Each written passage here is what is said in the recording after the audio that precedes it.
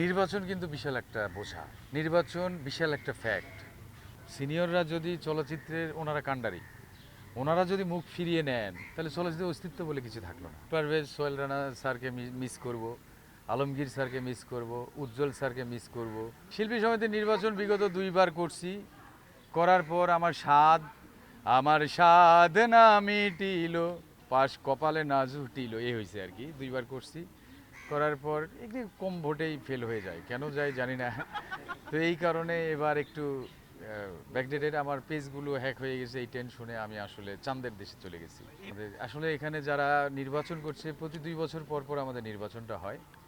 এই নির্বাচনে সব প্রিয় মুখগুলি নির্বাচন করে, যাদের সাথে একই কাতারে দাঁড়িয়ে, একই লেভেলে দাঁড়িয়ে, একই মুভিতে আমরা শুটিং করেছি।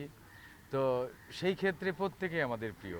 আমি বেসিক্যালি এখানে আপনাদের বলতে পারবো না যে আমি ওরে ভোট দিব, এরে দিব না, এ আমার সাথে এ করছে, এ আমার শত্রু না। এখানে there are most important candidate is my favourite. প্রত্যাশার জায়গা, হাড্ডাহাড্ডি লড়াই হবে, আর আল্লাহর কাছে দোয়া করি সবাই পাশ করুক। করুক, এই প্রথমবার একটা ইতিহাস ঘটুক যে সবাই পাশ করছে শিল্পী সমিতির নির্বাচনে।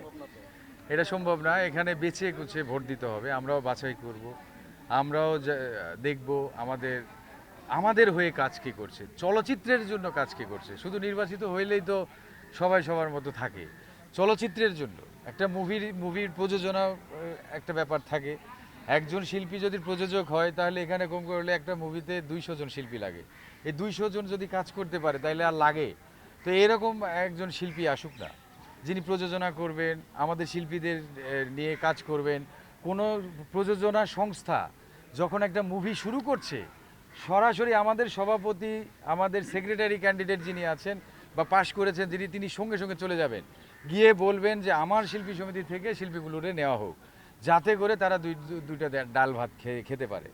এখন আমি শিল্পী, আমি চলচ্চিত্র থেকে এসেছি, ইচ্ছে করলে অন্য কোনো পেশা আমি চেঞ্জ করতে পারি না, নাহলে ওই স্বামীর মতো আবার কইতে হবে প্রবাসী ভাই। হ্যাঁ, মাসুদ পারভেজ সোহেল রানা স্যারকে মিস করব, আলমগীর স্যারকে মিস করব, উজ্জ্বল স্যারকে মিস করব আমাদের মেগাস্টার সুপারস্টার শাকিব খানকে, মিস করব আমাদের নাইম ভাইকে, মিস করব ববিতা ম্যাডামকে, মিস করব হচ্ছে শাবনুর আপাকে, মৌসুমী আপাকে, ওনাদের মিস করব। তো ওনাদের মতো মানুষ যদি আসতো, আর একটু আলোচনার জায়গা তৈরি হইতো, আর একটু ঝড় উঠতো বাংলাদেশে। বিগত দিনে হয়েছে না সেটা? হয়েছে তো। তো এরকম মানে একটু নির্বাচনের যখন সিনিয়ররা থাকবে, আরও সিনিয়ররা থাকবে, তখন আরও ভালো লাগে। যে এখানে আছে তো সিনিয়রদের মধ্যে সবসময় থাকেন আমাদের রোজিনা ম্যাডাম, তারপরে নতুন ম্যাডাম, ওনারা তো ক্যান্ডিডেট, আলিরাজ ভাই, আফজাল শরীফ ভাই, জাকি আলমগীর ভাই, অনেকেই আছে। সিনিয়ররা যদি চলচ্চিত্রের ওনারা কাণ্ডারি, ওনারা যদি মুখ ফিরিয়ে নেন তাহলে চলচ্চিত্রের অস্তিত্ব বলে কিছু থাকলো না। কারণ আমরা ওনাদের সন্তান। চলচ্চিত্র শিল্পী সমিতি ইস্টাবলিশ করছে কারা? ওনারাই। সেই ওনারা যখন মুখ ফিরিয়ে নিবে তখন শিল্পী সমিতির অবস্থা নাজুক হয়ে যাবে। তবে ওনাদের উচিত যারা নির্বাচন করছে তাদের পাশে থেকে তাদের পার্টিসিপেন্ট করা বা তাদের সাথে একসাথে এগিয়ে যাওয়া। কিন্তু ওনারা যদি মুখ ফিরিয়ে নেন, এটা সিনেমার শিল্পী সমিতির জন্য ব্যাকডেট। নির্বাচন কিন্তু বিশাল একটা বোঝা। নির্বাচন বিশাল একটা ফ্যাক্ট। আপনি যখন চলচ্চিত্র শিল্পী সমিতি নির্বাচন করতে আসবেন, তখন আপনাকে হতে হবে হাই থট, আপনাকে মনের দিক থেকে অনেক উদার হতে হবে, আপনি আর্থিক দিক থেকেও আপনার একটা ব্যাপার স্যাপার থাকতে হবে, এবং প্রতিটি শিল্পীর সাথে আপনার একটা ভালো গুডউইল থাকতে হবে। সেইটা যদি আপনার না থাকে, আপনি ক্যান্ডিডেট হয়ে লাভ নেই। সেইটা যদি না থাকে, আপনার কোনো লাভ নেই, কিচ্ছু করেও লাভ নেই।